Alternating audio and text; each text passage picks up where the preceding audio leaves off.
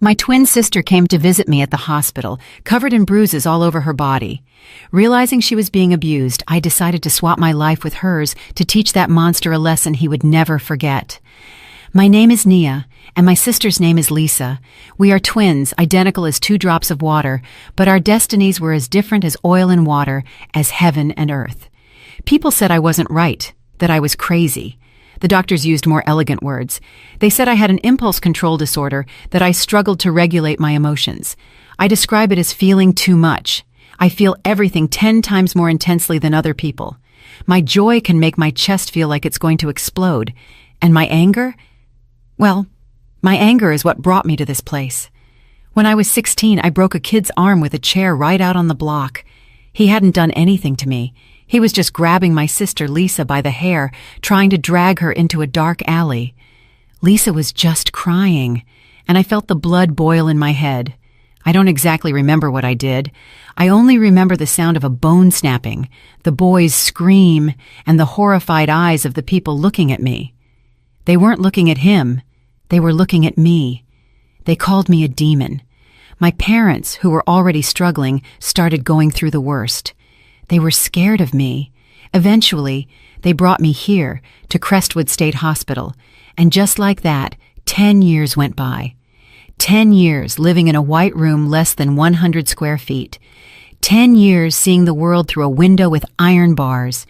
10 years in which my only friends were the medication and the soulless screams of the other patients. But if I'm honest, I don't dislike this place. It's quiet. Nobody bothers me. I have time to read and exercise. For the past 10 years, I've trained every single day. I did push-ups and pull-ups, using the window bars as a bar. I did sit-ups, anything to burn the energy bubbling inside me. My body was lean but hard as a rock. The only gift this decade of confinement gave me was physical strength most men on the outside would envy. I had only one pain, one single worry. My sister, Lisa. She inherited all our mother's kindness, and I inherited all our father's fierceness. She was soft as water, incapable of hurting anyone's feelings. The day they took me away, she cried until she ran out of tears. Nia, it should have been me who left. I'm useless. I slapped her. The only time in my life I've ever hit her. If you say that stupid stuff again, I'll break out and choke you. You have to live. You have to be happy. Live for both of us. She promised me she would. The following year, she came to see me with a man, saying they were getting married. His name was Darius Rakes. He was handsome and tall, but his gaze wasn't honest. His eyes darted around constantly, and when he looked at me, I felt a subtle sense of superiority and contempt. I gripped my sister's hand tightly. I don't like this man. Think about it again, sister. Lisa just smiled sadly. With my luck, it's a miracle anyone even wants to marry me. My parents are old, and he promised to take good care of me. I wanted to scream. I wanted to break the glass separating us, but what could I do? I was the crazy one. What weight could my words possibly hold? The wedding happened, and I couldn't attend. Lisa came to see me every month. She always brought a gift, like a box of fruit or some pastries. She talked about her new life. She bragged about being pregnant. She also talked about her daughter, Sky. Her voice struggled to sound cheerful. But I'm Nia, her other half. I knew she was lying. Every time she visited, she was a little thinner. The dark circles under her eyes were darker, and her smile was fragile and painfully forced. She always wore long-sleeved shirts buttoned up to her neck, even in the scorching heat of a July sun.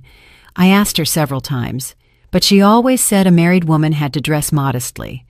A lie. She was hiding something. Today was visiting day again. I waited from early morning. The sky outside was gray, just like my heart. I had a terrible feeling. The rage I'd suppressed for 10 years was starting to stir.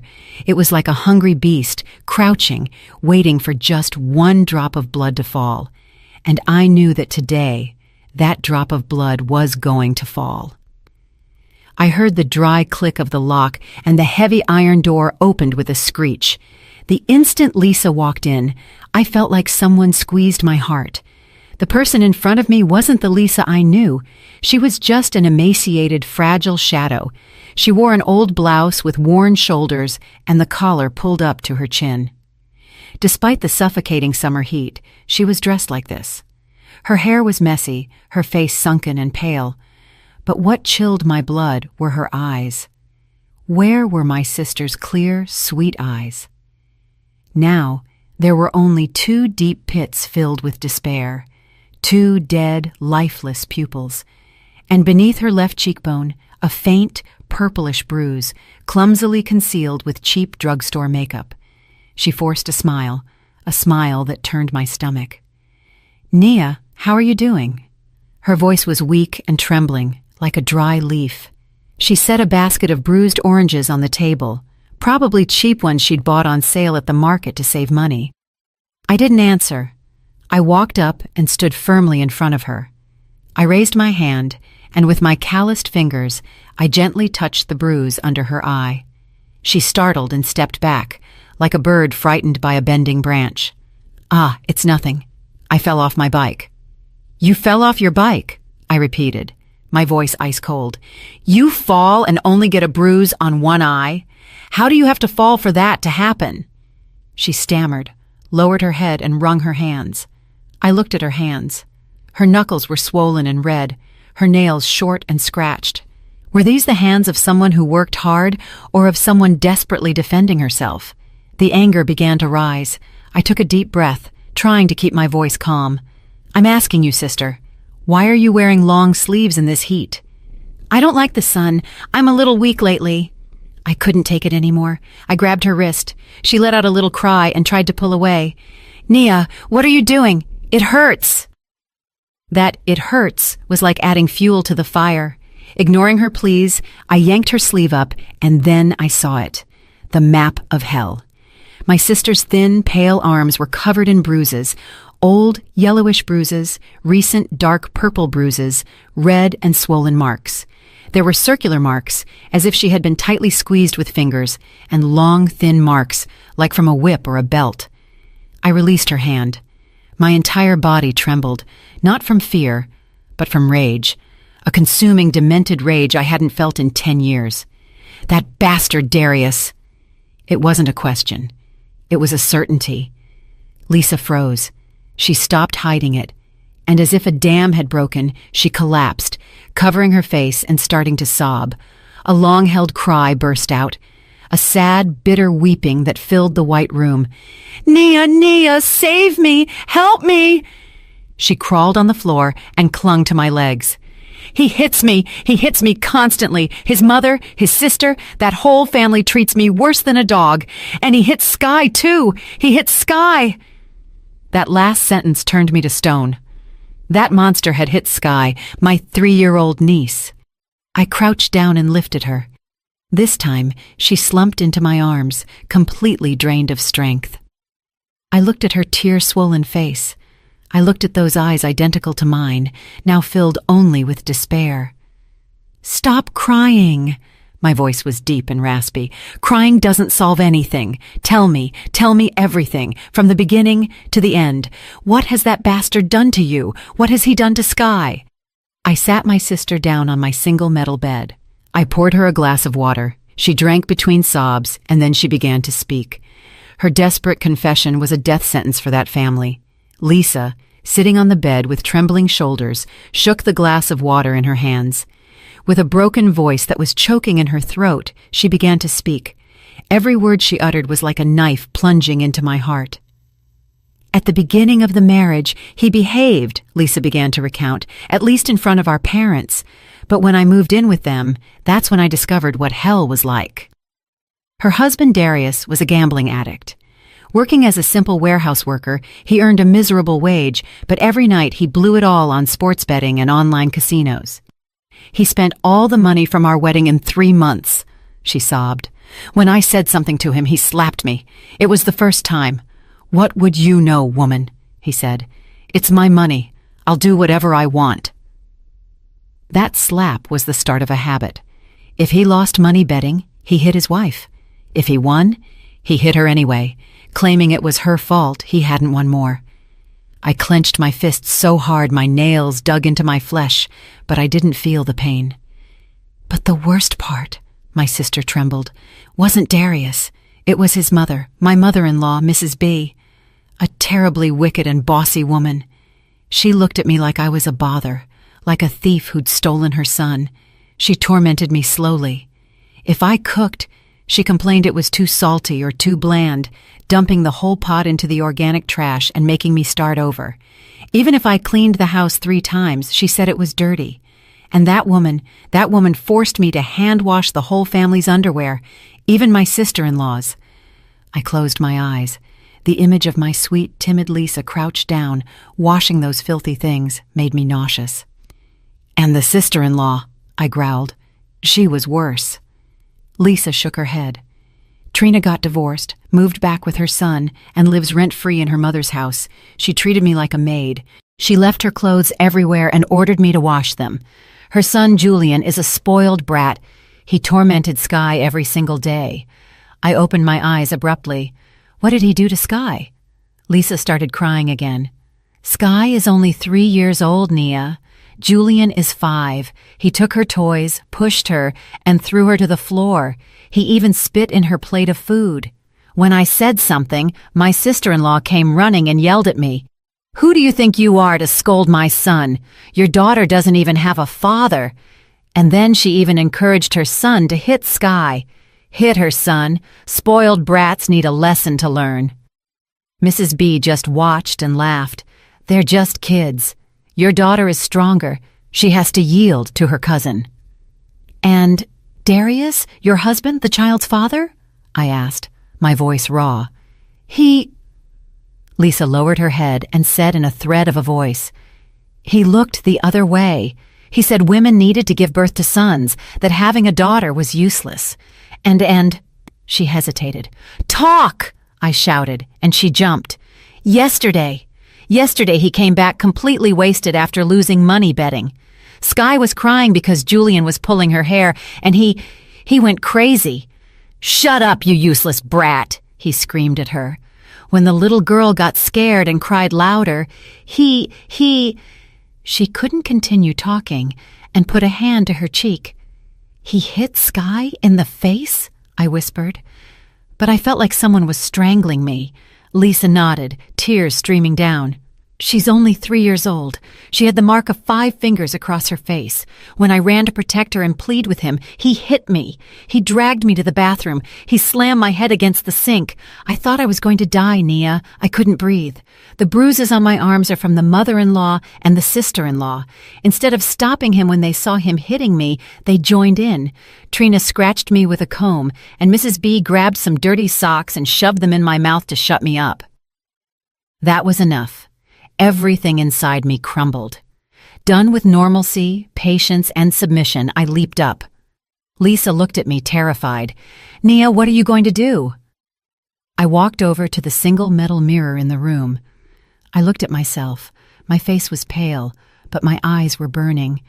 I looked at Lisa. We were identical. The same face, the same build.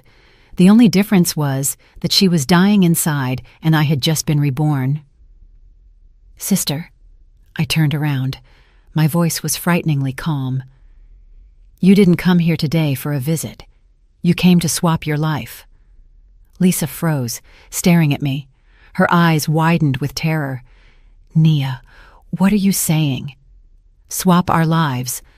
I looked directly into her eyes, firmly and without the slightest hesitation. You stay here, and I go out. No, no! Lisa shook her head frantically and grabbed my hand. Nia, don't you understand? That place is hell. Those people are animals. You've been locked up in here for 10 years. You won't survive out there. And what about the paperwork? How are you going to get out? I smiled coldly. You're wrong, sister. Precisely because I've been here for 10 years, I can survive those animals. Look, I pointed at the bars. I've lived with animals here too. The only difference is the ones here are locked up, and the ones out there are running free. I released her hand and grabbed her by the shoulders. Listen to me carefully. You are not crazy, which is why you can't beat them. I am crazy. Only a crazy person like me can handle that trash. Do you think I'm going to escape? I gave a slight smile. No, I'm walking out the main door with all the honors. I led her to the metal mirror. Look, we are one. Who is going to tell the difference between Lisa and Nia? Lisa looked at our reflection in the mirror, trembling. We were identical down to the last hair. This is the plan, I said quickly. Visiting time was almost over. Take off your clothes. I'll take off my hospital uniform. Nia, but no buts. I cut her off. Do you want Sky to live her whole life getting beaten? Do you want to rot in that corner? Trust me, I haven't rotted in here for 10 years in vain. I've been waiting for this day. I explained the plan. From now on, you are Nia. You are safe in this room. Nobody will hit you or bother you. The doctors and nurses here are good people. They just don't understand me. You just stay calm. If anyone asks you anything, you don't have to answer. Just nod or shake your head. They are used to me doing that. They'll say, Nia is so quiet today. You just eat, sleep, and read. See all the books I've read? Read those. Relax. I looked deep into her eyes, conveying my calm. You don't have to do anything. Just wait for me. I will clean up that dumpster. I will make them pay for what they did. I will get Sky out of there. I promise you. Lisa's desperate look slowly shifted to a faint ray of hope. Though weak, she was cornered. She had nothing to lose. She nodded her head. Be careful. I know. We quickly changed clothes. I put on her old, threadbare clothes. They smelled of mildew, fear, and a faint trace of blood. The rage boiled inside me again. I slipped Lisa's state ID and the old house keys into my pocket. In the baggy patient uniform, Lisa suddenly looked very small. I gave her a fierce hug. Don't move from here. Wait for me. The bell announcing the end of the visit rang. I took a deep breath and headed for the door. The duty nurse saw me and nodded. Mrs. Rakes, you're leaving now. I nodded, forcing a trembling smile identical to my sister's. The iron door of the patient ward slammed shut behind me. A dry, metallic sound echoed. I walked out the main entrance of the hospital. The blinding summer sunlight hit my face. 10 years. I breathed free air after 10 years. It was filled with car exhaust, dust, and the noisy roar of the street. But to me, it was the smell of war, and I was a demon freshly freed from her chains. I squeezed the bunch of keys in my pocket. Darius, Mrs. B, Trina, Julian, here I come. I grabbed a bus and walked almost another mile. Remembering Lisa's directions, their house was deep in a dark, winding alley in the East Side neighborhood. The houses were jammed together, damp with electrical wires tangled like cobwebs. The smell of sewage and old food hit my nose. I stopped in front of a dilapidated one-story house. The iron gate was rusty. Lisa lived here. My sister, who had always been so neat and tidy, had to bury her life in a place worse than my cell. My hands trembled as I put the key in the lock. The door opened with a screech. The first thing I saw was chaos. Clothes thrown carelessly over a chair, plates with leftover food on the table from lunch, attracting flies. The floor was sticky, and a sour, nauseating smell of laziness and filth permeated everything. And then I saw my niece, Sky. She was sitting in the darkest corner of the house, next to the leg of an old cabinet. She was skin and bones with pale skin. She wore an old dress that was too small, with a large tear in one shoulder. She held a doll, a headless doll. Hearing the noise of the door, she started. She looked up. Seeing her mother, she didn't run towards me. She shrank back and hugged the doll tightly with both hands. Her eyes were full of fear. The child was afraid of her own mother. I felt like my heart was breaking into 1,000 pieces. Damn animals. What had they done to a little girl? They had turned a 3-year-old into a frightened creature who feared even her own mother. I tried to soften my expression. I crouched down and forced myself to use a gentle, almost forgotten voice. Sky, Mommy is here now. The girl just trembled and stared at me. Come to Mommy. I held out my hand. The girl hesitated, looked at me, and then looked behind me as if waiting for someone else. And that someone spoke. That whore has crawled back already. A sour, malicious voice came from inside. Lisa's mother-in-law, Mrs. Bay, shuffled out. She was short and heavy, with ashen-colored skin. She wore loud floral pajamas and held a hand fan. "Where have you been all day, dragging yourself back now? Did you go see your crazy sister?" She spit on the floor right beside me. "Did you bring anything back to this house? Or are you just coming back again with that pathetic face to sponge off our food?" I slowly stood up, shielding Sky behind my back. I looked at her. I didn't say a word. I just stared. I drilled my eyes into her turbid, evil ones. I remembered this face. The old woman seemed to notice something was different. The daughter-in-law, who usually lowered her head and trembled when insulted, was standing tall today and daring to look her in the face. "What? What are you looking at?" She raised the fan and pointed at my face. "What bug bit you today? You want me to poke your eyes out?" I gave a very slight, slow smile. "Excuse me, mother-in-law. I didn't hear you clearly." My smile seemed to chill her blood. I... Before she could finish, another shrill voice interrupted her. "Oh, Mom, why bother talking to her? Tell her to make dinner. I'm starving." My sister-in-law, Trina, came out of the main room.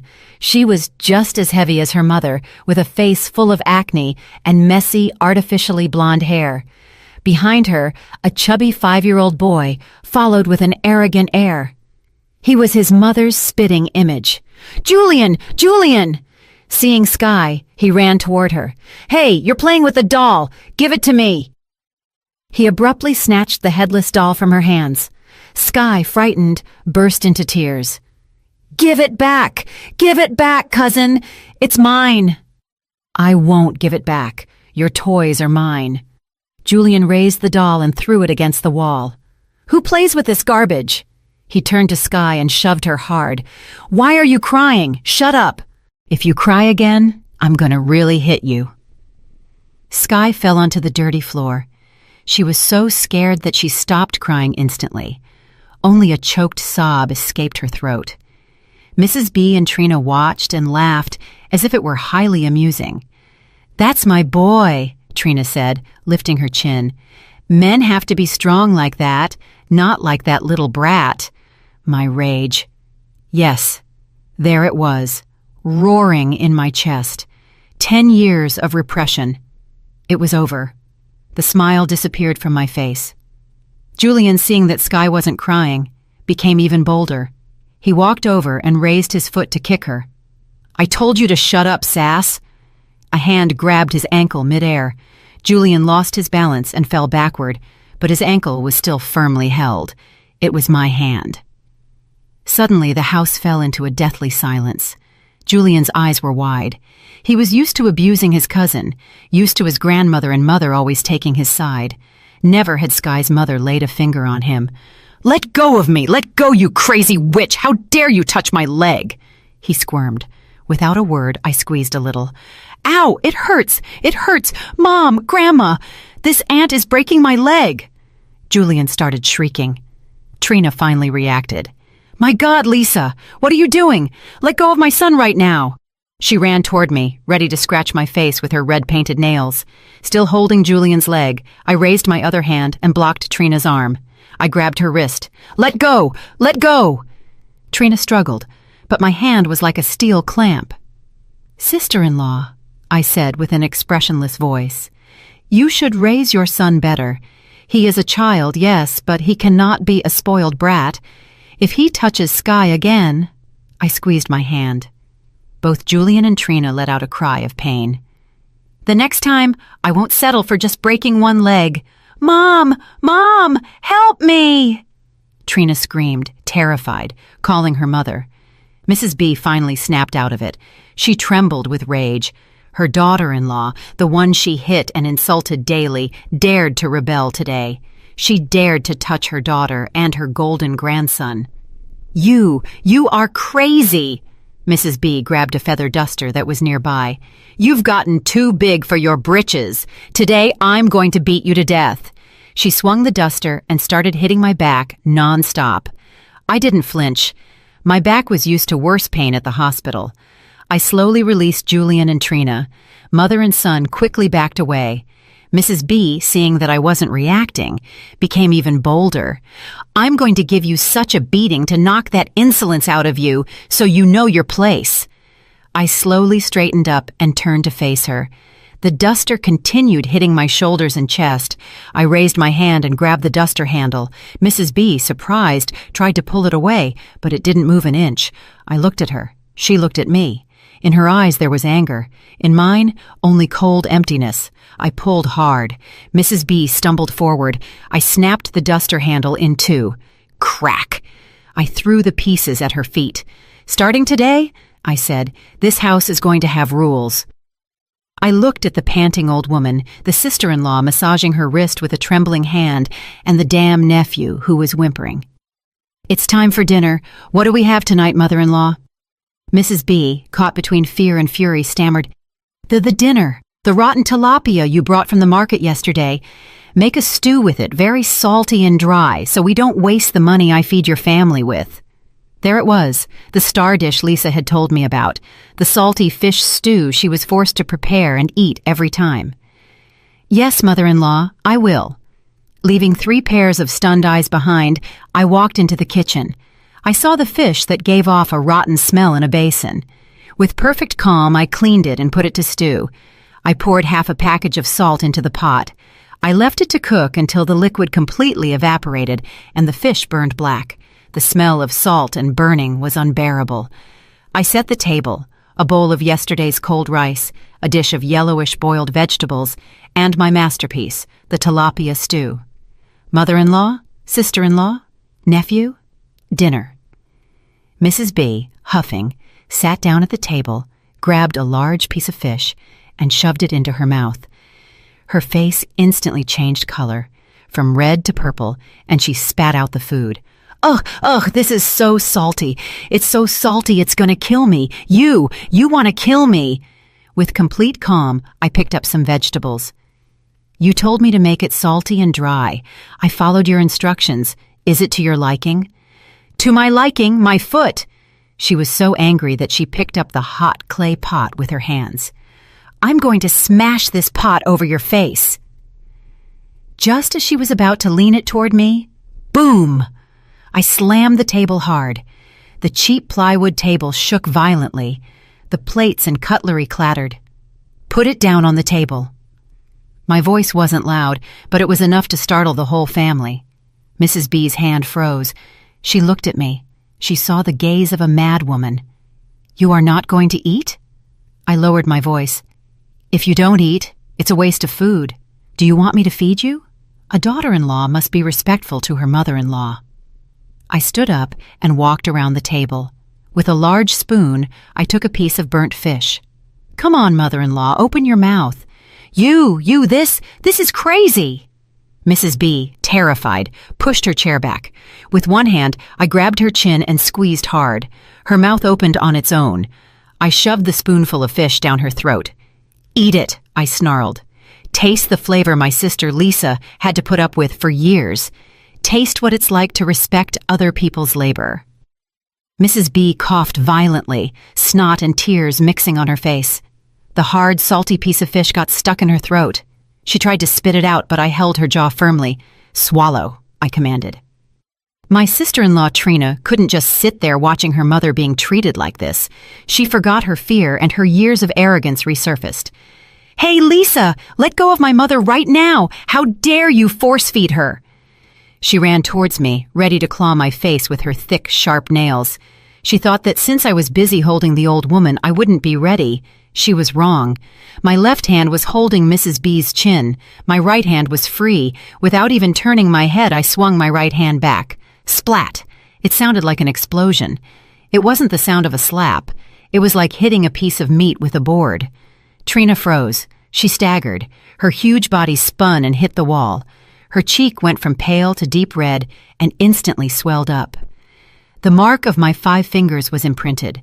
Her ears were ringing. Her eyes were wide.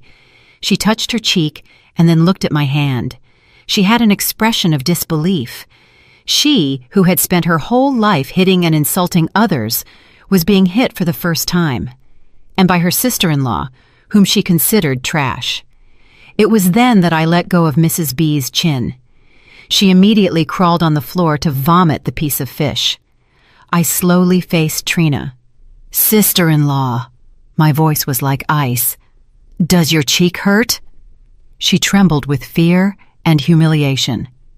You dare to hit me? I'm your sister-in-law." "I only slapped you." I moved closer to her. She pressed against the wall, backing away. "Do you want to feel what a real beating is like? Like the one you and your mother gave Lisa last night, helping Darius?" I recited exactly what Lisa had told me. Trina's face turned white as paper. "How? How do you know?" "I know everything," I smiled. "I also know that you scratched my sister with a comb and that your mother shoved dirty socks in her mouth.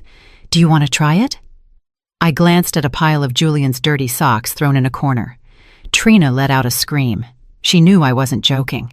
"No! No! You're a demon! You're not Lisa!" She fled and took refuge in her bedroom. The click of the lock echoed. She hid inside, barely able to breathe. Mrs. Bay, seeing her daughter flee, hastily crawled to her own room and slammed the door shut. Julian, seeing his grandmother and mother being hit, peed himself and, without making a sound, ran behind his mother. The house fell into an eerie silence. Only Skye and I remained, and the salty fish stew that was still steaming. I turned around. Skye was still sitting in her corner. She wasn't crying. She just looked at me with wide eyes. In her gaze, the initial fear had lessened, giving way to astonishment and a strange curiosity. My heart ached. I threw away the dirty spoon and went to the kitchen. I knew this trash never ate with Lisa and Skye. Lisa had told me that the old woman always hid the good food in a private fridge for herself. I opened the old fridge, just as I expected: chicken, ham, yogurt, fruit. I took out a cooked chicken drumstick and a yogurt. I also found the fresh rice that Lisa had hidden for her daughter. I heated it up. I put a generous portion of rice on a clean tray and shredded the chicken over it. I took it to Skye. "Eat, little one." My voice softened. "Eat until you're full. From now on, nobody will take your food. Nobody will hit you." I sat down next to her. Skye looked at me, trembling. Then she looked at the plate. The smell of chicken was delicious. She was hungry. Carefully, she took the spoon, ate a spoonful, and burst into tears. This time, it wasn't fear. She sobbed as she ate. I didn't console her. I just sat beside her, gently stroking her back in silence. "Eat, little one. Eat it all. Mommy is here." Skye finished the whole plate of rice and drank the yogurt. When she was done, she looked at me. She hesitated for a moment, then got up and wrapped her arms around my neck. A weak hug, but enough to surprise me. "Mommy," the girl whispered. "Mommy's a little different today." I hugged her back. "Mommy has just decided not to be afraid anymore." That night, I slept hugging Skye. The girl slept deeply. How long had it been since she had eaten until she was full and felt safe? But I didn't sleep.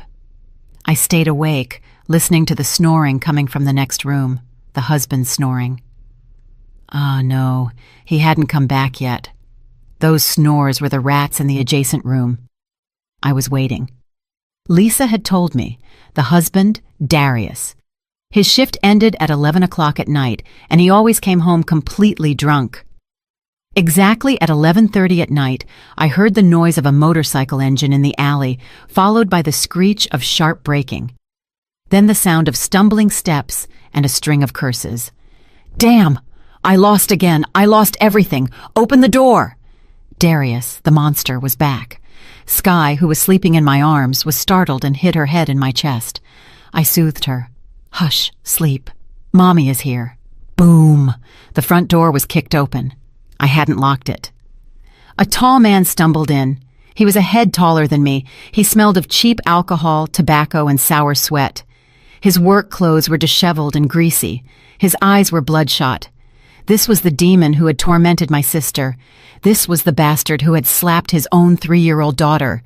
"Lisa, where are you?" he yelled, his tongue thick with alcohol. "Where have you hidden?" Not seeing anyone, he grabbed a glass from the table, a glass that I had washed and left clean, and smashed it against the bedroom wall. Crash! Glass fragments flew everywhere. Sky screamed and cried.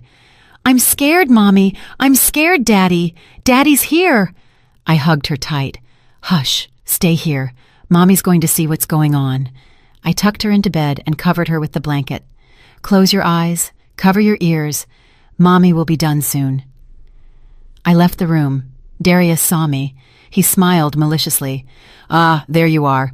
Where's the water? I'm thirsty. Get me some water, quick." I remained still, 10 feet away from him, without moving. Darius frowned. His wife usually ran to get him water as soon as she heard his voice. Why was she so bold today? "Are you deaf?" he shouted. He looked around for something to throw. "You're acting up today. I'm going to have to teach you a lesson again." He stumbled toward me. "I lost money today, and I'm in a bad mood, so you better obey." He raised his hand. A familiar slap. The same one he had used to discipline Lisa for the past 7 years. The same one he had hit Sky with the night before. "I'm going to give you a beating so that—" His thick, hairy arm swung toward me, but it stopped in midair. I had grabbed his wrist. Darius was stunned. His eyes widened. He tried to pull free, but he couldn't. His wrist was trapped, as if in a steel vise. He looked at me, then at my hand gripping his wrist. "What are you doing? Let go of me!" He started to realize something was wrong. He was drunk, but he wasn't stupid. How could the weak Lisa, the Lisa who wouldn't hurt a fly, have such strength? "Let go of me!" he yelled, and with his other hand, he threw a punch at my face. It was a drunk's punch, but strong enough to break a normal person's teeth. I still held his wrist firmly. I simply tilted my head, and the punch grazed my ear. Darius was even more perplexed. He had missed. "Honey," my voice was eerily sweet. "Tired from work?" You bitch!" He sensed danger and tried to pull free, but I squeezed harder. Crack! A dry, short sound. The sound of a wrist bone dislocating. Darius let out a scream of pain that instantly sobered him up. "Ah, my hand. What did you do to my hand?" He collapsed. I didn't release him. I lifted him up. "Hitting has become a habit, hasn't it?" You are not Lisa. Who are you?" he hissed. "I'm your wife," I smiled. "The same one you loved to smash against the sink." I slapped him. Splat! This wasn't my sister's slap. It was my slap. A slap charged with 10 years of contained rage. The big man staggered and hit his head against the wall. He fell to the floor, face down. His cheek was swollen and bleeding. He was dazed. A woman had hit him. "Mom, Trina, help me!" he shouted, terrified. "Save me! Lisa! Lisa has gone crazy! She's hitting me!" In the 2 bedrooms, not a sound was heard. Mrs. Bay and Trina heard him, but neither dared to open the door. They trembled behind their doors. Despite the cries of their son, their brother, cowardly rats. Darius realized no one would come to save him. The pain, the humiliation, and the remaining alcohol turned into rage, the fury of a man whose pride had been trampled. "You dare to hit me? I'm going to kill you!" He staggered to his feet like a wounded beast. He lunged at me, trying to crush me with his huge body. He opened his arms to grab me. I sighed. Too slow. I didn't back away. I stepped forward. As he lunged, I ducked. I grabbed his hair with one hand and pulled down hard. With the other hand, I closed my fist and delivered a powerful blow to his solar plexus. Boom! A dull thud sounded. Darius folded over at the waist. His eyes rolled back. Saliva and stomach acids came out of his mouth. He couldn't even scream anymore, only gasped with his mouth open. I was still holding his hair. "This," I whispered into his ear, "is for Sky." I lifted his head by the hair. "And this," I slapped him again, "splat, is for my sister, Lisa." I dragged him. He was corpulent, but now he was like a broken sack of potatoes. I dragged him to the bathroom. The narrow, dirty bathroom.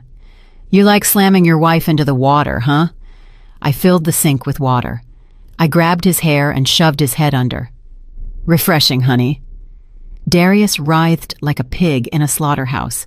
The dirty sink water bubbled. I held his greasy hair firmly. I shoved his head into the water.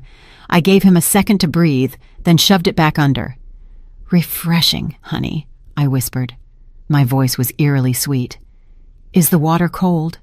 You loved dunking Lisa's head, didn't you? You heard her pleas. You saw her despair." Gulp, gulp. Help. He could barely articulate a word before the water filled his mouth again. I yanked his head up. His face was pale, his eyes rolled back. Snot, saliva, and sewer water were dripping off him. He was trembling. The drunkenness was gone, leaving only absolute terror. He looked at me as if seeing a ghost.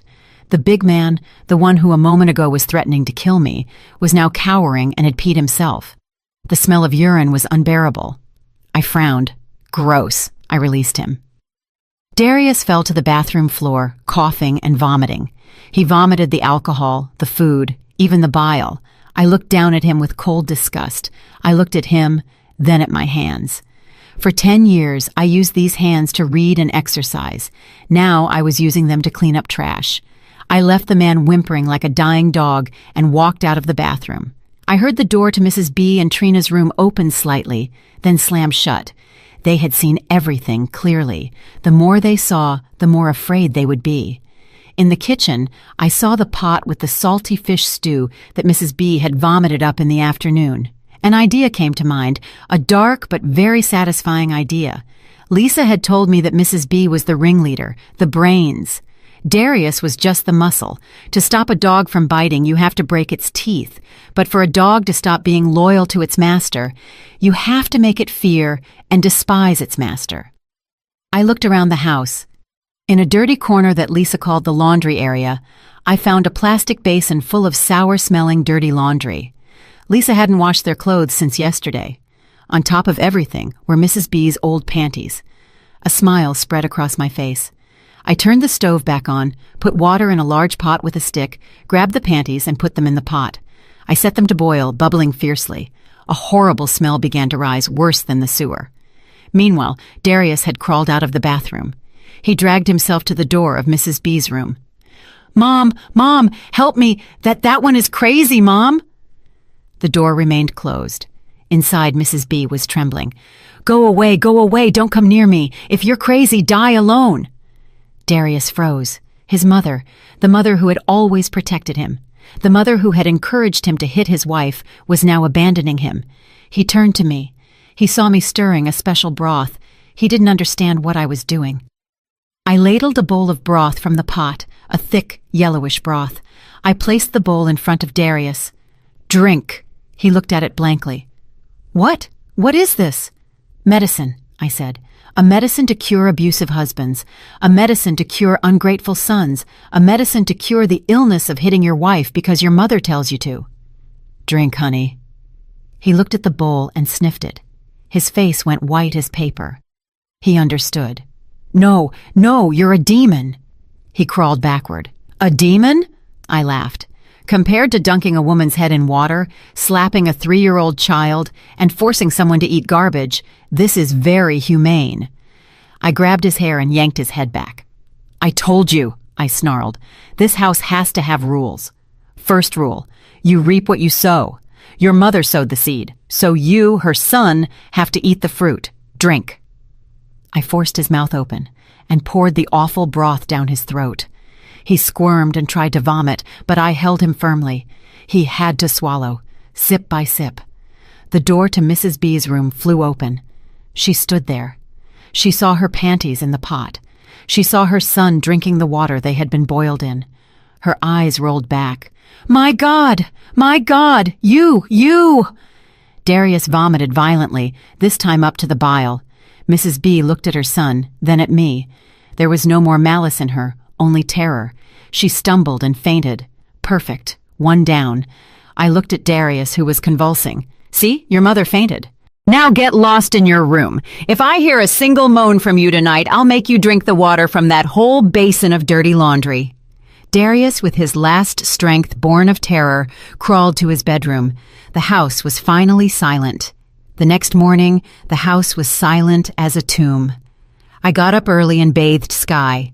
I took delicious food from Mrs. B's fridge and prepared a hearty breakfast for the two of us. Sautéed beef, fried eggs. Skye ate eagerly. The light was starting to return to her eyes. From the 2 bedrooms, no sound came out. Mrs. B, Trina, and Darius, the 3 demons of yesterday, like 3 dead rats, didn't even dare to peek out. I didn't care. I fed Skye and put on cartoons for her. Around 9 o'clock in the morning, there was a loud and decisive knock at the door. "Who is it?" I asked. "Police. Open the door." I smiled. So fast. I opened the door. 2 police officers, one older and one younger, stood in front of me. They wore serious expressions. The young officer looked at me. I still had Lisa's old bruises. "Are you Darius Rakes' wife, Lisa?" "Yes, I am." "We received a complaint from Darius. He accuses you of brutally assaulting him." Just then, Darius crawled out of the room. He looked pathetic, his face swollen, one cheek bruised, and his wrist bandaged. He walked with a limp, feigning great pain. Seeing the police, he shouted as if he had seen a savior. "Here, officers, look! She hit me!" He pointed to his face. She, and... He hesitated, unable to recount the humiliating scene of the night before. "She's crazy! She's the sister of that crazy woman who was in the psychiatric hospital. The madness rubbed off on her. Arrest her! Lock her up!" Mrs. B and Trina also poked their heads out stealthily to support the story. "It's true, officer. She hit her husband, her mother-in-law, and her sister-in-law." Trina pointed to her still swollen cheek. The older officer frowned. He looked alternately at the bulky Darius and at me, small and thin but strong-looking. "Mrs. Rakes," he asked in a serious voice, "is what these people are saying true? Did you assault them?" I didn't deny it. "Yes, officer," I said in a quiet, contrite voice. "I assaulted them." The eyes of Darius and the 2 women shone. "See? She confessed! Arrest her!" "But," I continued, "I did it in self-defense. My husband, my mother-in-law, and my sister-in-law hit me." "Lie!" Darius shouted. "When did I ever hit you?" I looked at the older officer. "Officer, he said my husband is accusing me of assault. May I ask what an assault is?" The young officer snapped. "She left her husband's face looking like that and says it's not assault." "Yes," I nodded. "Then, if a husband hits his wife until she is covered in bruises, chokes her in water, and swells her face, can that also be called assault?" The older officer paused. He was beginning to understand the situation. "You mean, I mean this." I walked into the room and took out a stack of papers. It was what Lisa had gathered in her desperation. She had brought it to the hospital yesterday, and I had kept it. I put it on the table. "This is my medical report from 3 months ago. Broken ribs. The doctor concluded it was from a strong impact." I took out a photo. "This is my face from 2 months ago. Broken nose. My husband said I fell on my own." I took out a pile of injury reports. "These are bruises on my arms, on my back, belt marks, scratches. There's a whole lot, officers. I've been living here for 7 years. 7 years of receiving beatings. Who do I complain to? If I tell the neighbors, they say it's a couple's fight. And if I go to the police station, the officers tell me to work it out between ourselves." I looked Darius directly in the eyes. He was trembling. I rolled up my sleeve and showed Lisa's old bruises. "Look, this injury is from the day before yesterday. My husband hit my daughter in the face, and when I tried to stop him, he dragged me into the bathroom and choked me in water. My mother-in-law and my sister-in-law helped him hold me down." The 2 officers were stunned. They looked at me, then at those 3 demons. "I put up with it for 7 years, I said. My voice trembled with indignation. I was playing Lisa's role. "Yesterday, my husband came home drunk, kicked the door, threw things, and tried to hit me and my daughter. I couldn't take it anymore, and without realizing it, I reacted." I looked at Darius. "I have hit my husband once, but he has hit me thousands of times. I ask you, officers." I turned to the 2 police. "If a husband can hit his wife and not be arrested, Isn't it also a domestic matter for a wife to hit her husband? The older officer sighed. He had dealt with too many cases like this. He turned to Darius. His voice became sharp. Darius, look at you, how big you are, and your wife is so small. You leave her face like this, and now that she's hit you back, you call us to arrest her. But she... Darius was speechless. But nothing! The older officer slammed the table. With this stack of reports, if I open a case, you're the one who's going to be arrested. Domestic violence, felony assault. Do you want to go to jail? Darius's face turned ashen. I'm warning this family. The officer pointed at the three. Live like decent people. Don't make us come back here. Next time, there won't just be a warning. He turned to me and said in a softer voice, Mrs. Rakes, if that man hits you again, come directly to the precinct with these reports. We'll take care of it. Understood? Thank you, officer. I bowed my head and sobbed. The two police officers left. Darius, Mrs. B, and Trina stood there, stunned. They looked at me. Now there was a mixture of fear and hatred in their eyes. They realized the law was not on their side, and I knew they wouldn't stop. They would use other methods. Darius had lost humiliatingly. Throughout that day, the house returned to silence, but it was not the silence of a tomb, but the calm that precedes the storm. I heard the whispers, the murmurings, and the quiet curses coming from Mrs. B's room.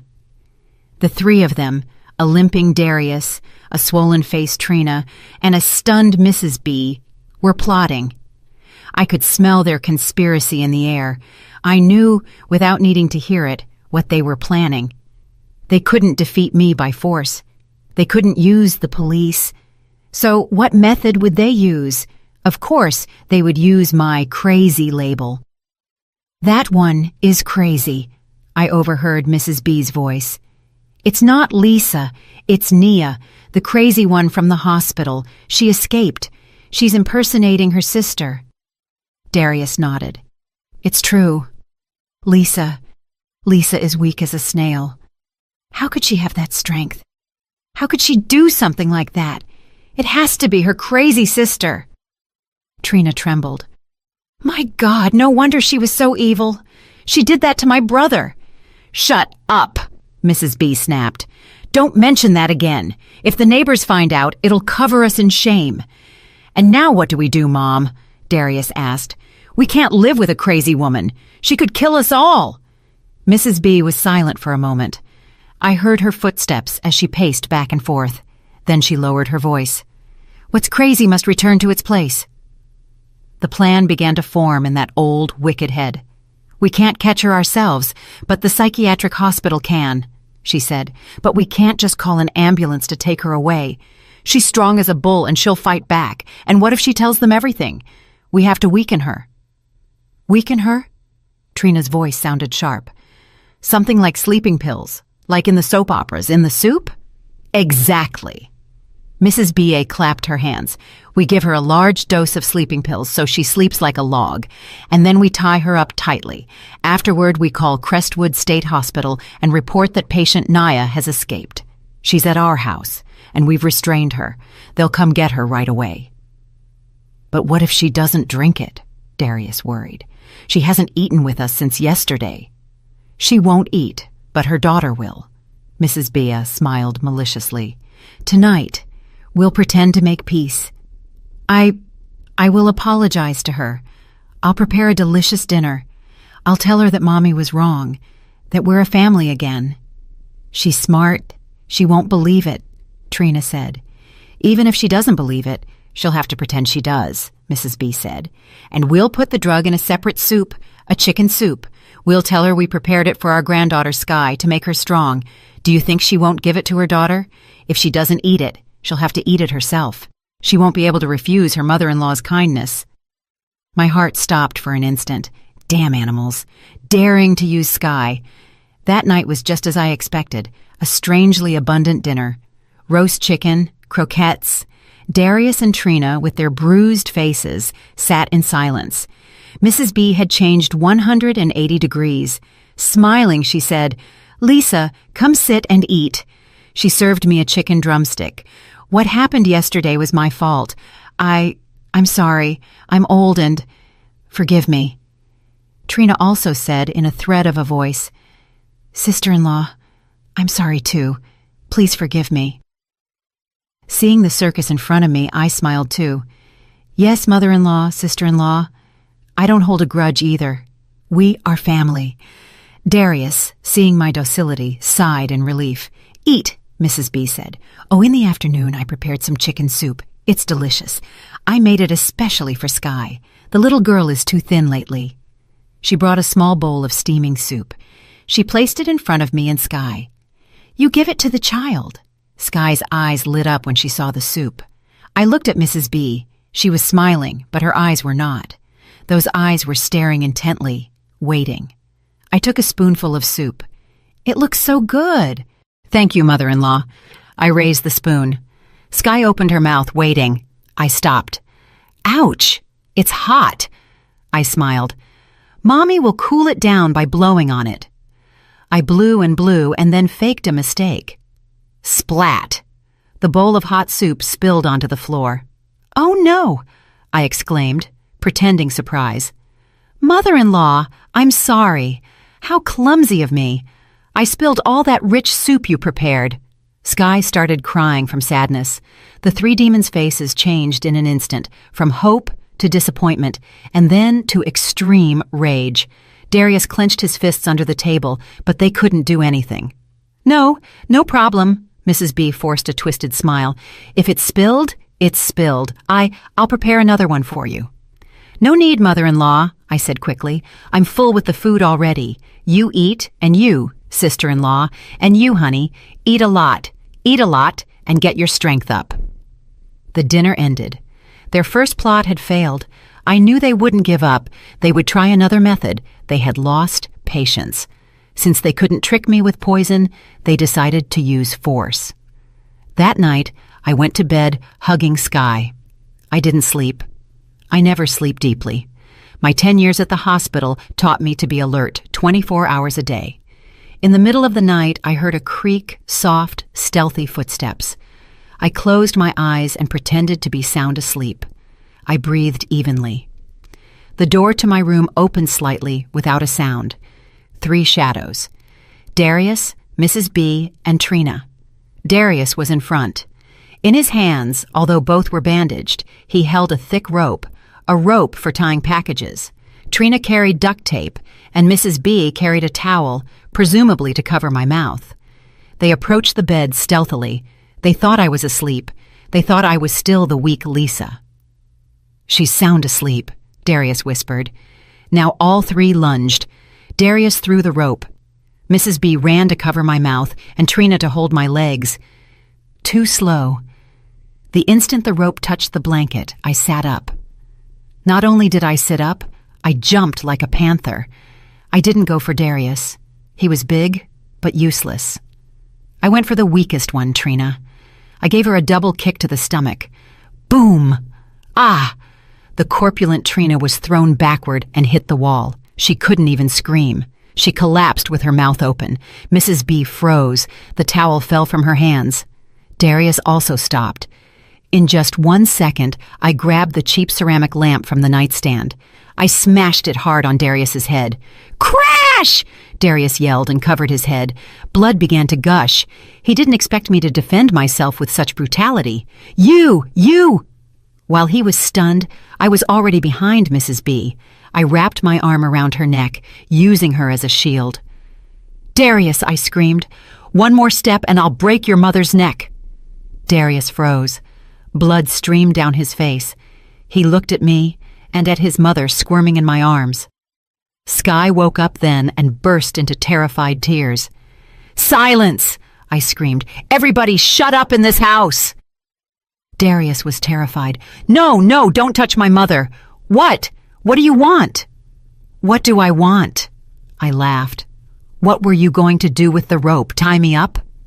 I dragged Mrs. B. I picked up the rope from the floor. Good idea. I shoved Mrs. B hard toward Darius. Go! She fell into her son's arms. I walked closer. Darius, covering his head and holding his mother, backed away. He was afraid of me. You! I picked up the rope. You like playing hide and seek? Okay, I'll play with you. Trina finally let out a moan. Help! Help! Shut up! I yelled. Everyone go to the living room right now! I herded them like a flock of ducks. The big man, the fat sister-in-law, the wicked mother-in-law. All three, terrified, were led to the living room by one small, thin woman. Sit down. I pointed to the sofa. They sat down, trembling. Darius, I called him. Yes, yes. He trembled like jelly. You are my husband, right? A husband should sleep with his wife. I smiled. Go into the bedroom. He didn't understand. But just go in. I pushed Darius toward our bedroom. Sky was crying in bed. Little one, come outside. I picked her up and carried her to the living room. Watch TV with Grandma and Auntie. Don't come in here. I left her outside. I slammed the bedroom door shut and locked it from the inside. Now it was just Darius and me. He backed away. What? What are you going to do to me? The same thing you were going to do to me. I raised the rope and lunged at him. Darius tried to resist, but he was wounded in the head. He was dazed, and the hand he injured yesterday still hurt. I threw him onto the bed. I used the techniques I learned at the hospital to restrain patients having attacks. In 5 minutes, Darius was tied hand and foot. His hands and feet were firmly tied to the 4 corners of the bed. He couldn't move. He could only look at me with wide eyes. My sister Lisa says, I whispered into his ear, that you like to use the belt, that you like rough play. I looked around the room and found his leather belt. No, please, I'm sorry, I beg you. The violent man started crying and pleading. I didn't care. I grabbed a rag and stuffed it into his mouth. Shh, quiet. The show is about to begin. I left Darius tied hand and foot on the bed with a rag in his mouth that only allowed him to emit a desperate grunt. I turned off the light. The room went dark. I opened the door and walked out. In the living room, Mrs. B and Trina were huddled on the sofa. The 2 wicked women now looked pathetic. Seeing me come out, both were startled. And Darius? Mrs. B stammered. What did you do to him? I put on a terrified face. Daughter, mother-in-law, sister-in-law, something terrible has happened. Darius, I tricked him and tied him to the bed. The 2 women froze. I used all my strength. I lured him to let me tie him up, but he's so strong that he's about to break the ropes. I put on a masterful performance. I pretended to be scared. If he breaks free, he'll kill me. He'll kill us all. Mother-in-law, sister-in-law. Mrs. B and Trina looked at each other. They weren't stupid. They were doubtful. Is that true? Trina asked suspiciously. You really tied him up? I nodded. But I can't hold him. Come and help me. He insulted me and he insulted you two too. He said that when he breaks free, he'll beat us all to death. He's crazy. The doubt in the 2 women's eyes slowly turned into a wicked glint. They hated me, but they were also afraid of Darius, and they hated the humiliation he had put them through. If Darius was truly tied up, this was their chance, an opportunity to vent, to teach him and me a lesson. They wouldn't think Darius was tied up and enter to hit him, or they could think that the one tied up was me. I had to make sure. I tied him up, but he's too strong, I repeated. Tied up? Mrs. B stood up. You mean tied to the bed? Yes, hold him tight, she said. Her eyes gleamed. I'm going to teach him a lesson. How dare that damn fool scare his own mother? It turns out she also hated her useless son, Darius, who had brought her disgrace. She wanted to take the opportunity to tame him again. No, this scenario isn't funny. I have to change it. I have to make them think that the one in bed is me. I shook my head. No, it's not like that. I tricked him, but he tied me up. I said the opposite. What? The 2 women were perplexed. I screamed. Darius is so strong he grabbed me and tied me to the bed. He wants to kill me. Mother-in-law, sister-in-law, help me. He just hit his head and he's not in his right mind. Now he's looking for a knife. Yes, this scenario is more credible. Mrs. B and Trina's faces lit up. The daughter-in-law tied up, the crazy son looking for a knife. This was an opportunity fallen from the sky. She's tied up? Trina sneered. Great, very good. Where is she tied? Mrs. B asked. Her hands trembled with excitement. In the bedroom, very tight. I can't move. I'm sobs. Mom, Trina turned to Mrs. B. It's our chance. Let's give that whore a beating to knock the insolence out of her. Yes, Mrs. B nodded.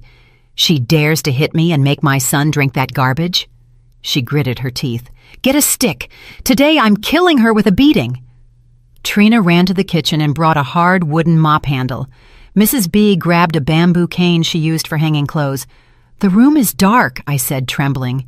Better in the dark, Trina said triumphantly. That way we hit her without her knowing who did it.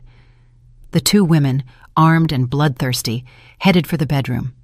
I backed away and hid in a corner. I grabbed my cell phone. I started video recording mode. The red light came on. Open the door, Mrs. B ordered. I opened the door, trembling. Mother-in-law, sister-in-law, help me, I moaned. Help you? Ask for help in hell. The two women ran into the dark room. They only saw the silhouette of a person tied up in bed, writhing and emitting a muffled groan. They thought it was me. Die, you crazy whore! Trina was the first to act. She raised the mop handle and began to hit the figure on the bed with all her might, mercilessly. Boom, boom, boom! You dare to hit me? You dare to slap me? Mrs. B was not far behind. With the bamboo cane, she hit his legs and sides. I'm going to knock that insolence out of you so you know who's in charge in this house. Boom, splat, boom. The sound of the sticks against the flesh. The sound of bones. I think I heard the sound of bones breaking. Darius, gagged, couldn't scream. He could only emit a choked moan. Ugh, ugh. But the more he groaned, the more the two women believed it was me suffering, and the more they tormented him. Scream! Scream louder! I'll show you how to shut up. I was standing at the door, recording clearly. When I had been recording for about 5 minutes, I saw that Darius was no longer writhing. He stayed still. I decided that was enough. I walked in and turned on the light. The cold, white fluorescent light flooded the room. Mrs. B and Trina stopped, sticks in hand. They blinked and saw that the person tied up in bed, bloody and gagged, was Darius, their son, their brother. Ah! Trina was the first to scream. She dropped the stick and backed away, her face pale as paper. Mrs. B was stunned. She looked at Darius, then at me. I was standing at the door with the phone in my hand, the red recording light still blinking. You hit well, mother-in-law. I smiled. Hit harder. I have it all recorded. You and your sister-in-law just committed a felony assault, an organized crime with weapons against your own son and brother. I held up the phone. With this video, I can say that Darius kidnapped me, and that you, trying to rescue me, mistook the person. Will the police believe that? Mrs. B staggered and collapsed. This time she didn't faint. She peed herself. The room filled with the smell of Mrs. B's urine, Darius's moans on the bed, and Trina's terrified breathing. With complete calm, I put the phone back in my pocket. I patted Trina's pale cheek. Sister-in-law, if you're done hitting, now you should call an ambulance for the victim. I think you broke your brother's bones. Trina jumped and stammered. You ordered us. You set a trap for us. I set a trap for you? I laughed. It's true I tied Darius up, but I asked you for help, to come hold him down. I didn't know you would bring sticks and give him a group beating. I didn't order you to hit him. You did it voluntarily and with great enthusiasm. I turned to Mrs. B. She was still on the floor. Mother-in-law, so now what? Do we call 911 first, or the paramedics? I didn't wait for her answer and took out my phone. First, I called the police. Hello, precinct. This is Lisa Rakes from East Side, number X Street. I'm calling to report an emergency. A serious felony assault has just occurred in my house. The victim is my husband, Darius, and the aggressors are his own mother and sister, Mrs. Bia and Trina. They hit him with sticks, and I think they broke his bones. Come quickly, I'm afraid they'll kill him. I hung up, leaving the two women stunned, and then I called the paramedics. Hello, 911. I need an ambulance at this address. The patient suffered a group beating. I suspect broken ribs and a head injury.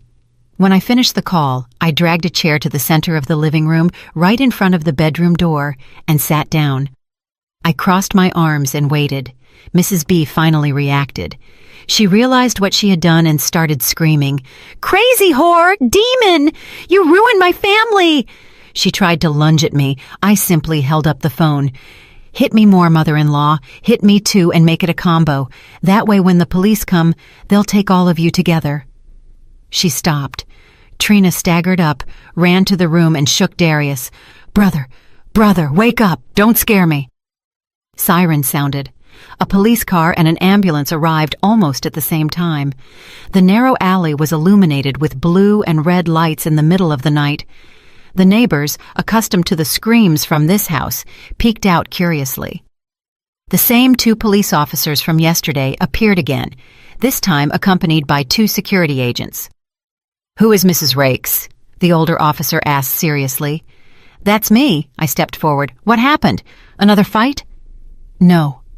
I shook my head. "It wasn't me. They fought among themselves." The paramedics rushed in with a stretcher. When they illuminated Darius with their flashlights, they too were stunned. The big man was now a bloody, crumpled ball, his clothes disheveled and still tied up. "What? What happened here?" the young officer exclaimed, horrified. "Who tied this man up?" "I did," I said calmly. "He tried to hit me, so I tied him up. It was in self-defense." "And after tying him up, what did you do?" "Nothing," I said. "I simply went out to ask my mother-in-law and my sister-in-law for help. I told them Darius was tied up and to come help me." "Lie!" Trina shouted from the room.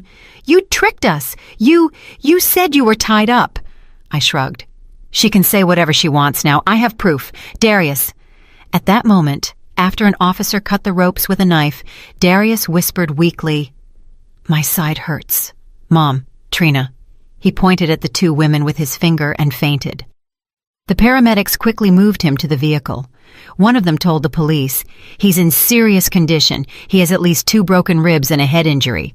The older officer turned around. "Mrs. B, Miss Trina, what happened here?" She tricked us," Mrs. B started to wail. "She's a crazy woman. She escaped from the hospital. She tricked us into hitting my son. Officer, she is the instigator." "Yes," I nodded. "I am crazy. Are you going to believe me, or would you prefer to see this?" I turned on my phone and played the video. The 4 police officers and the security agents crowded around to watch. They saw the dark room clearly. They heard my moan. "Mother-in-law, sister-in-law, help me!"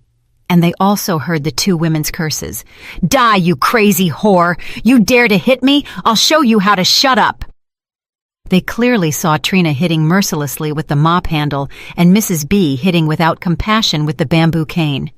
The older officer's face went from serious to ashen. He had been doing this for decades, but such a brutal scene of a mother and sister hitting their own son and brother was beyond his imagination. He turned off the video. "Enough!" He turned to the 2 women with a face cold as ice. "Mrs. B, Ms. Trina, we have the video as evidence. We also have the testimony of the victim, Darius. Both of you will have to accompany us to the precinct." "I'm not going! I'm innocent! She tricked me!"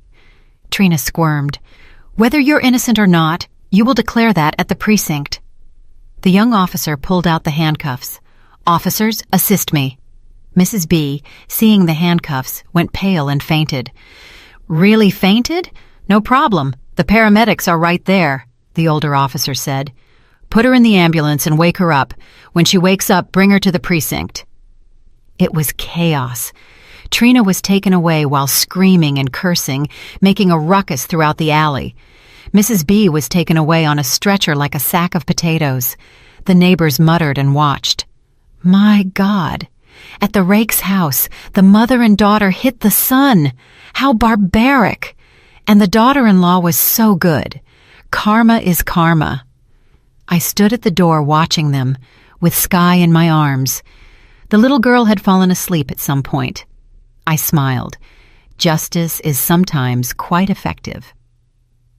The next morning, the house was strangely silent. Darius in the hospital, Mrs. Bay and Trina in the lockup. According to news from the precinct, the felony assault charge with clear evidence meant the two women would be detained for at least 7 days for investigation. They could only get out if the victim, Darius, dropped the charges. But right now, Darius probably preferred to be in the hospital than to come home. So, in this hellish house, only Sky, Julian, and I remained. The boy was sleeping in his mother's room. In last night's chaos, no one had worried about him. He woke up in the morning and saw that neither his grandmother, his mother, nor his Uncle Darius were there. He came out and saw me preparing breakfast for Sky. "Where's my mom?" he asked with his usual arrogance. "And Grandma? Why are you making fried eggs? Those are mine." He tried to lunge at the table. Sky, seeing Julian, instinctively shrank back and hugged her plate. I put down the frying pan, turned around, and stood in front of Julian. "Good morning, Julian," I said calmly. "Get away! Where's my mom?" he yelled. "You hit my mom! I'll tell Grandma! Grandma will beat you up!" I crouched down to his level. "Julian, listen to me carefully." I no longer called him nephew, but used a firmer tone. "The police took your mother and your grandmother away." Julian stopped. "Lie."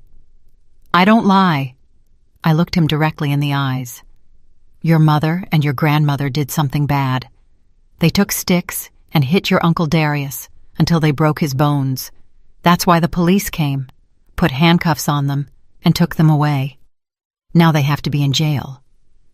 Julian's arrogant expression transformed into bewilderment, and then into fear. No matter how spoiled a child is, without adult protection, he is very weak. No, you're lying. My mom and Grandma..." He started to whimper.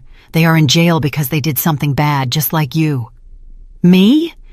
What did I do wrong?" he yelled, veins popping in his neck. "You abused Sky," I said, my voice still calm.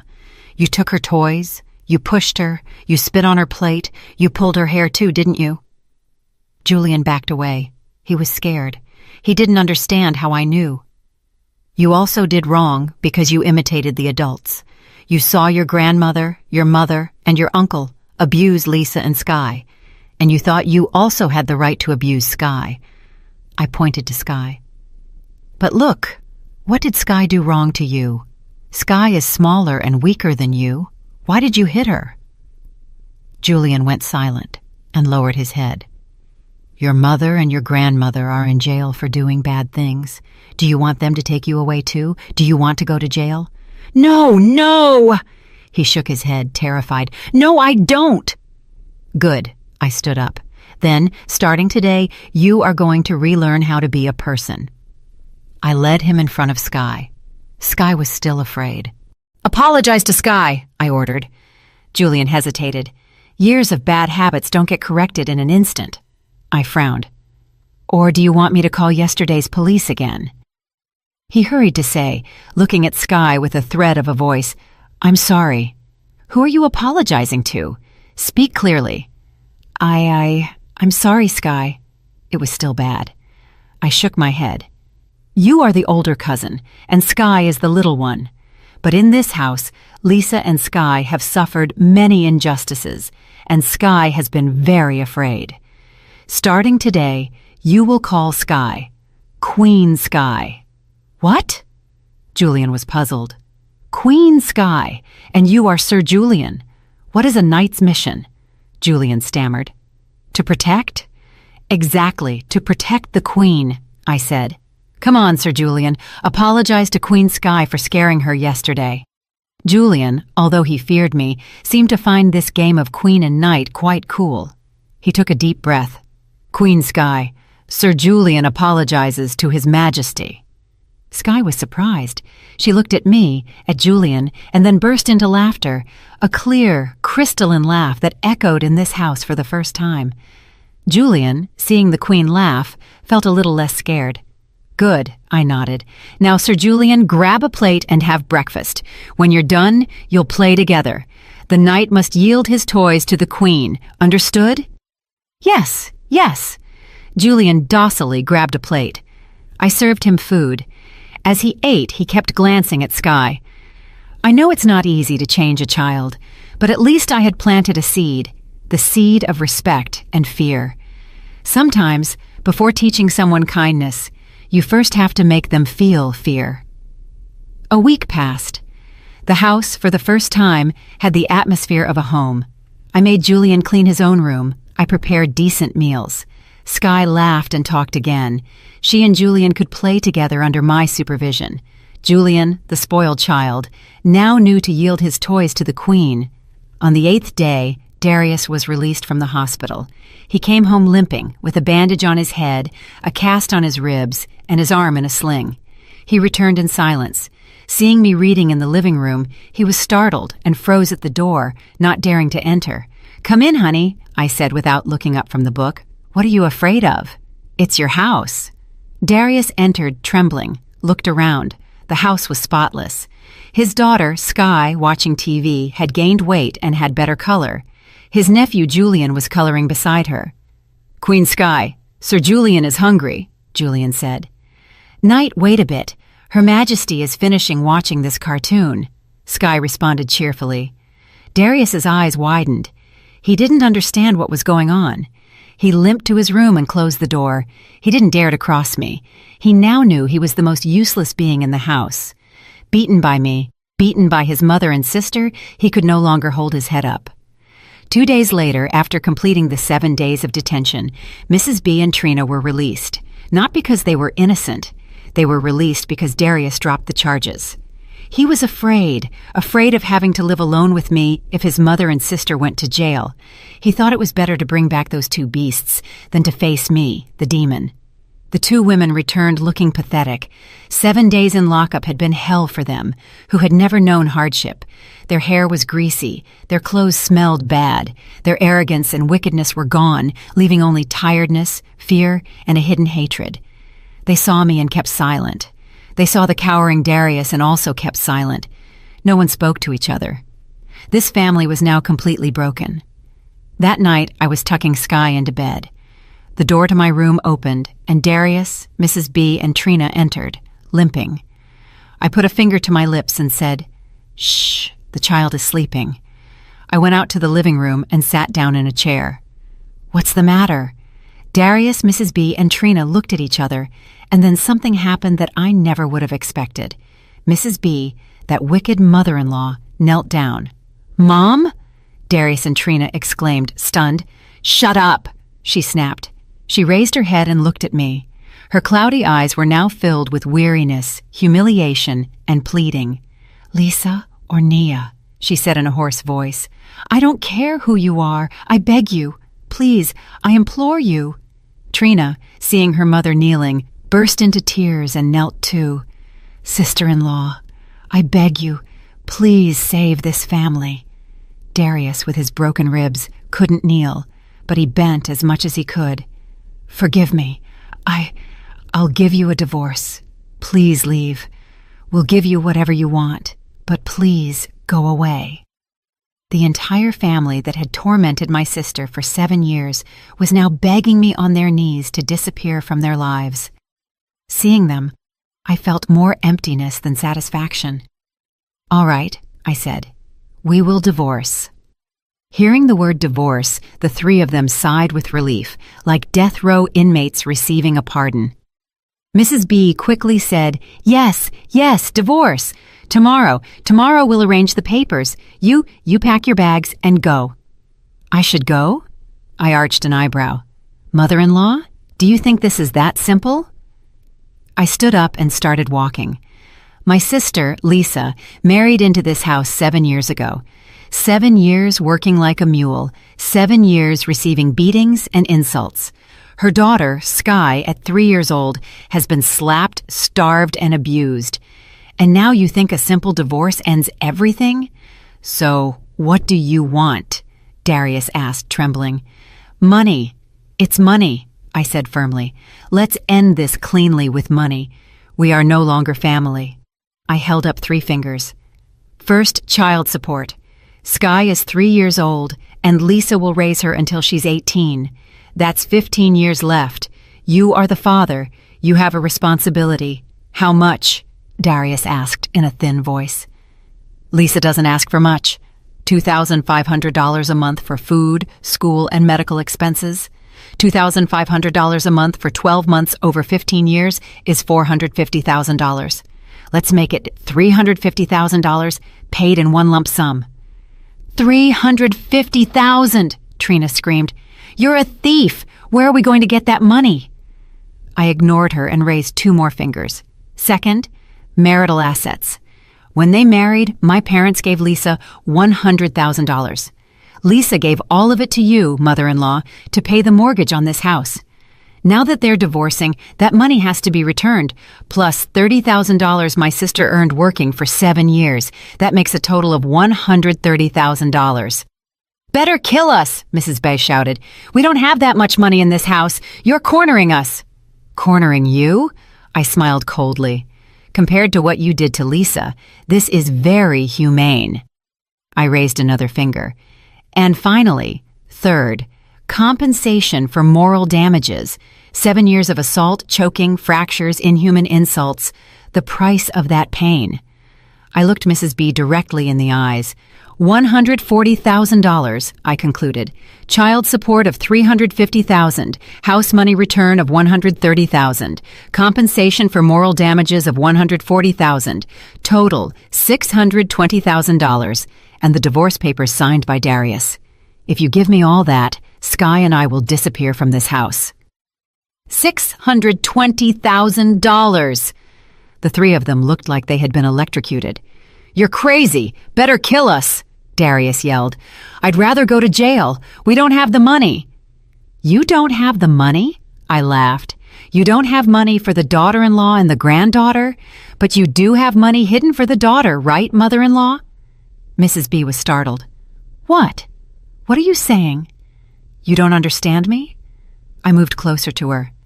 When your husband died in a workplace accident, he got an insurance payout from the company, right? A very large sum, $900,000. Correct. Darius and Trina looked at Mrs. B, stunned. Mom, Trina stammered. $900,000! What money? Mrs. B had money? Darius was also perplexed. Shut up! Shut up, everyone! Mrs. B was terrified. She's talking nonsense. She's making it up. Making it up? I laughed. You have it hidden very well. You can't even put it in the bank for fear your children will find out. You wrapped it in 7 layers of plastic, put it in a jar, and hid it in the kitchen shed among the firewood, right? Mrs. B's face turned white as paper. Darius and Trina didn't say anything. They quietly got up, looked at each other, and ran toward the kitchen shed. I heard banging and things falling. A few minutes later, Trina came down. In her hands, a jar covered in soot. Trembling, she emptied it onto the floor. Money. Lots of money. Wads of $500 bills, carefully wrapped in plastic. Mom? Trina trembled. Money. It's real money. Darius looked at the pile of money, then at Mrs. B. Mom, you hid the money from me? You let me get deep into debt? You let me lose money gambling while you had $900,000? Trina, Mrs. B yelled. I was saving it for you two. Darius is a gambling addict. If I gave it to him, he would spend it all. You old witch! Darius yelled furiously. Splat! Trina slapped Darius. Shut up! And what if Mom gave it to me? What are you? An abuser? You dare to hit me? Darius also went crazy. I'm going to beat you up, you whore! The 2 of them lunged at each other, hitting, scratching, and cursing. Mrs. B collapsed, crying, Oh, my family is ruined. My children are fighting over money. I observed the second part of the family drama. This time it was over money. Over. I coughed. Ahem. The 3 of them stopped. I pointed to the pile of money. $620,000. I give you 3 days. Prepare the money and the divorce papers. Otherwise, I held up my phone. This video of the mother-in-law and the sister-in-law hitting Darius, and this happy family story, I will spread it throughout the neighborhood, the city council, and the online newspapers. The choice is yours. 3 days later, I received $620,000 in cash, neatly stored in a suitcase, and the divorce papers signed by Darius. The three of them had faces full of bruises. It seemed the war for the rest of the money, after my share of the $900,000, had been very intense in the last 3 days. "Here is the money, and here are the papers," Mrs. B said in a tired voice. Now go. Disappear from our sight." Without a word, I counted the money and kept the papers. I returned to the room and collected Sky's things, which I had already prepared the day before, a small suitcase. "Sky," I picked the girl up in my arms, "say goodbye to this place. We're going to find Mommy." Sky, though confused, was happy. She hugged me tightly. "Yes, let's go find Mommy Lisa." I picked up Sky and the suitcase with the money and walked out of that hellish house. I didn't look back even once. I hailed a taxi. Destination, Crestwood State Hospital. I entered, the same familiar smell of disinfectant. But today, I was no longer the crazy one who had escaped. I was a free woman. I headed for my cell, no, Lisa's cell. But I encountered a strange scene. In the common room, where I used to spend hours sitting motionless, today there were flowers and a cake. The hospital director and several nurses surrounded a person. It was Lisa. She was wearing the patient uniform, but her face was radiant. She was genuinely smiling. She was talking to people and giving thanks. "Congratulations, Naya." The director shook my sister's hand. "It's incredible. A miraculous recovery." Lisa saw me and ran to hug me and Sky. "Nia, you're back. Sky, my daughter." She kissed the girl. I froze. "Sister, what's going on?" The director saw me. "Ah, you must be Lisa, Nia's twin sister. You are identical. You've come to pick up your sister. Very good." He turned to me, triumphant. "I have wonderful news. Your sister Nia is completely cured." "Cured?" I stammered. "Yes," the doctor nodded. "Last week we had the periodic psychological evaluation, and Lisa participated and passed it with an excellent score. All her psychological indexes are stable. She is completely normal. We observed her for 1 more week. She communicates well, and her emotions are stable. She is no longer crazy. We are processing her discharge today." I looked at Lisa. She winked at me. I understood. Lisa, my sister, was never crazy. She was just suppressed by fear. While I learned to control my anger in here for 10 years, she learned to swallow her fear out there. When she entered here into my safe cell and stopped receiving beatings and insults, she was able to be herself. And when she faced the psychological evaluation as a completely normal person, she passed it without problems. She had cured my name, Nia. Yes, I said, containing my emotion. "I've come to pick up my sister." The doctor signed the last paper and politely handed it to my sister. "Here is the discharge certificate. Starting today, Nia is completely free." Lisa took the paper, looked at me, and we laughed together. That paper didn't just give Nia her freedom, it gave freedom to both of us. I, Lisa, was officially divorced. My sister, Nia, was officially cured. I picked up the suitcase of money. Lisa picked up Sky. "Thank you, Director. Thank you, everyone." Lisa said her farewells with a nod. "I owe you all so much." We turned around. The three of us, hand in hand, walked out of the common room, down the long corridor, and headed for the iron gate. It was really over. Both hells were behind us. The heavy iron door closed behind us with a final creak. The dazzling summer sun washed over us. I shielded my eyes with my hand. The last time I escaped, this sun smelled like war. This time, it smelled like freedom. It was warm.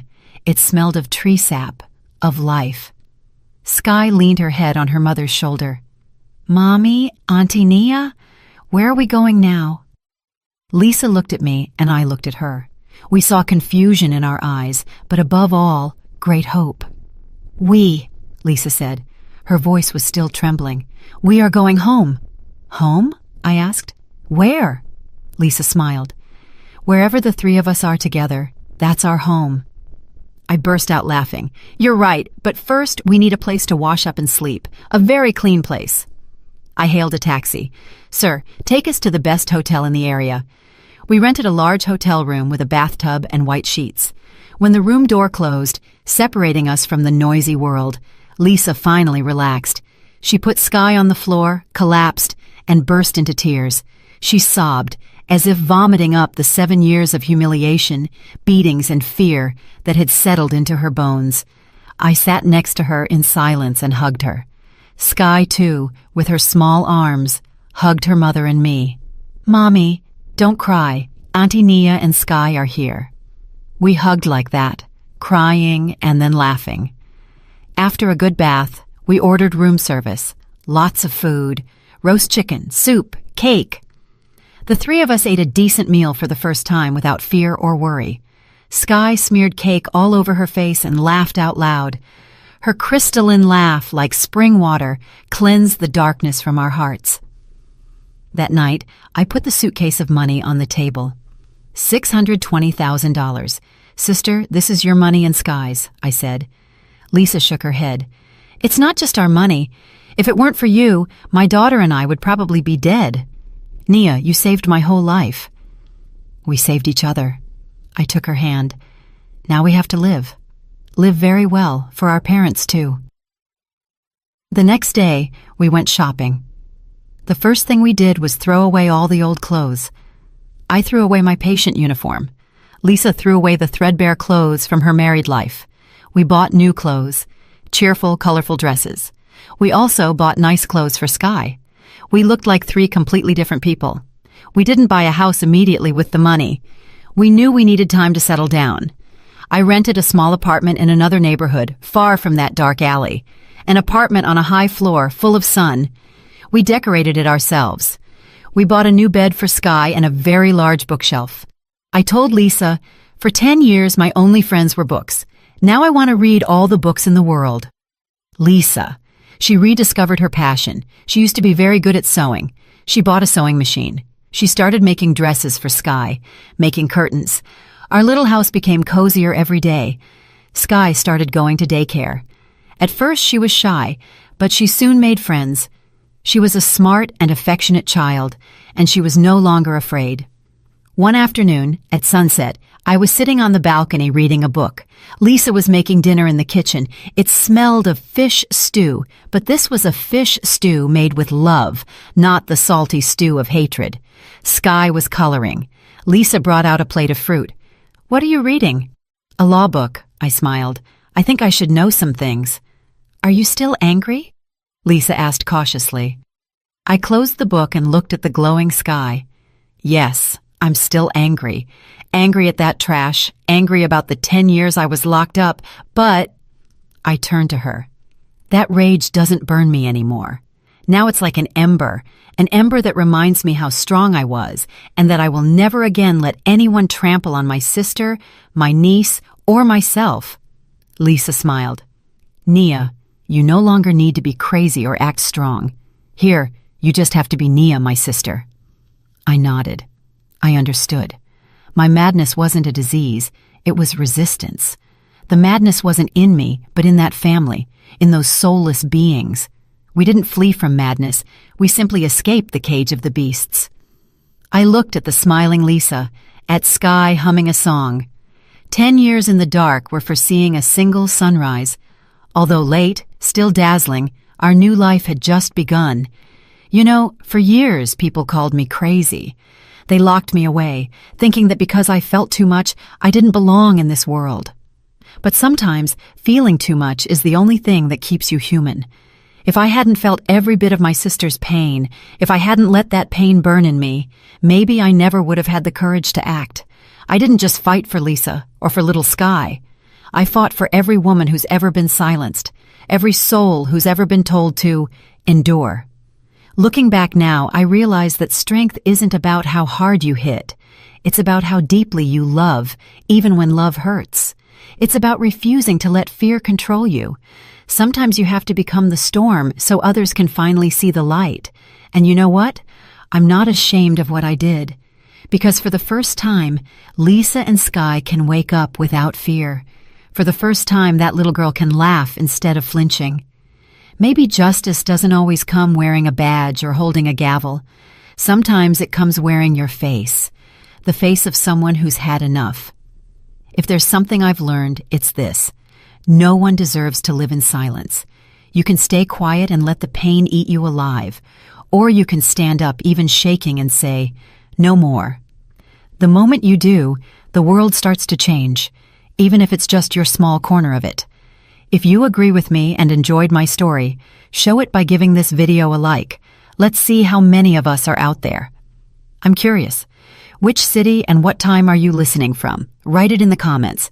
If you'd like to support me on my journey, you can send a small donation. Thank you for listening and for sharing your precious time with me. For more life stories like this, you can check out other videos on my channel and subscribe. On the screen, you'll see 2 new stories I'm sure you'll love. Click one and start watching right away. Love to you all.